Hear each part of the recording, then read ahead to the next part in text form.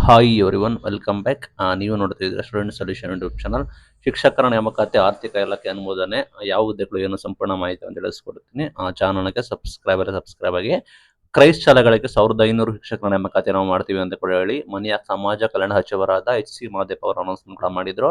SSLC exam ಬರೀತು. ಹೀಗಾಗಿ ಆರ್ಥಿಕ ಇಲಾಖೆ ಅನುಮೋದನೆ ಕೊಟ್ಟಿದೆ ಅಂತ ಹೇಳಿ ಮಾಹಿತಿ ಕೊಟ್ಟಿದೆ. ಒಟ್ಟು 875 ಹುದ್ದೆಗಳನ್ನ ಈಗ ಅನುಮೋದನೆ ಕೊಟ್ಟಿದೆ.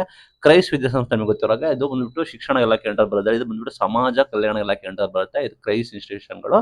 ಇನ್ನು ನಿಮಗೆ ಗೊತ್ತಿರೋ ಹಾಗೆ ಮೊರಾರ್ಜಿ ದೇಸಾಯಿ, ಕಿತ್ತೂರಾಣಿ ಚೆನ್ನಮ್ಮ ಈ ರೀತಿ ನಿಮಗೆ ವಸತಿ ಶಾಲೆಗಳು ಕೂಡ ಬರ್ತವೆ. ನಾನು ಕೂಡ ಕ್ರೈಸ್ಟ್ ನಲ್ಲ ನನ್ನ 6ರಿಂದ 10ನೇ ತರಗತಿ ಓದಿದ್ದೆ. ಹಾಗಾಗಿ ಒಂದು ಒಳ್ಳೆ ಫೆಸಿಲಿಟೀಸ್ ಕೂಡ ಇರುತ್ತೆ ನಿಮಗೆ. ವಿತ್ ಕ್ವಾರ್ಟರ್ಸ್ ಕೂಡ ಇರುತ್ತೆ.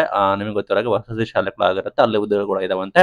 ಅಲ್ಲಿ FT 75 ಹುದ್ದೆಗಳು, ಕನ್ನಡ ಶಿಕ್ಷಕರು 100, ಇಂಗ್ಲಿಷ್ 100, ಗಣಿತ 100, ವಿಜ್ಞಾನ 100, ಸಮಾಜ ವಿಜ್ಞಾನ 150, ಹಿಂದಿ 50, ದೈಹಿಕ ಶಿಕ್ಷಕರು 75, ವಾರ್ಡನ್ 75, ಕಂಪ್ಯೂಟರ್ ಸೈನ್ಸ್ ಟೀಚರ್ 50, ಒಟ್ಟು 875 ಹುದ್ದೆಗಳಿಗೆ ಆರ್ಥಿಕ ಇಲಾಖೆ ಅನುಮೋದನೆ ನೀಡಿದೆ ಅಂತ ಯಾರೆಲ್ಲ ಶಿಕ್ಷಕರ ನೇಮಕಾತಿ ಕುರಿತು ವೆಯ್ಟ್ ಕೂಡ ಮಾಡ್ತಾ ಇದ್ರು ಅವರಿಗೆ ಕ್ರೈಸ್ ಕಡೆಯಿಂದ ಬಿಗ್ ಅಪ್ಡೇಟ್.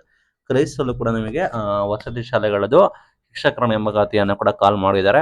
ಅಭ್ಯರ್ಥಿಗಳಿಗೆ ಆಲ್ ದ ಬೆಸ್ಟ್. ನಮ್ಮ ಚಾನಲ್ನ ಸಬ್ಸ್ಕ್ರೈಬ್ ಆಗಿ ನಾವು ನಿಮಗೆ ಡೈಲಿ ಅಪ್ಡೇಟ್ನ ಕೊಡ್ತೀವಿ. Thank you.